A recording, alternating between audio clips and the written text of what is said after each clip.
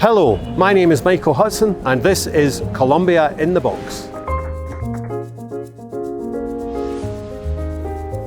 Today is the 30th anniversary of my ordination to the priesthood, and I had the great privilege of celebrating Mass with the people in Spanish for the first time. It was a great privilege and a joy for me to do so. I don't know what it was like for them. But the Gospel today has got that lovely parable where Jesus is saying that the kingdom of God is like a mustard seed, the tiniest of seeds, which grows into a great tree, and the birds can come and nest in its shadow and its safety. It made me think of how sometimes the troubles of the world, the things that we see in telly with the wars and the refugees and the displacement of people and the problem with drugs, can seem insurmountable.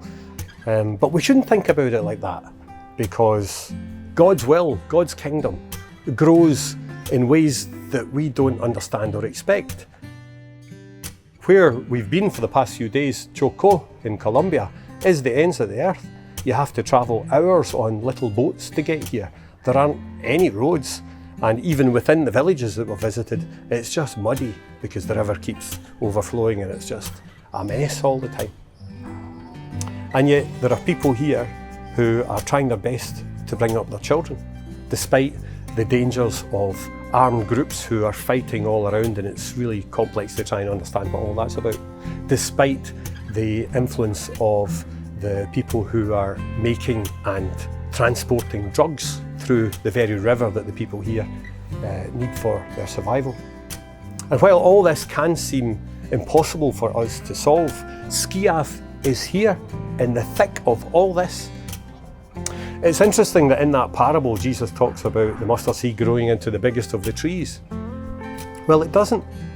It just grows into a kind of scraggy bush that people consider a weed. And Jesus knew that the mustard seed didn't grow into a great big tree, but that's what he was saying, because these parables are always meant to make us think and challenge us. So when we put our money into the wee box this Lent, we can remember that how God chooses to transform the world is up to God. We play our part and he does the rest. Thanks be to God.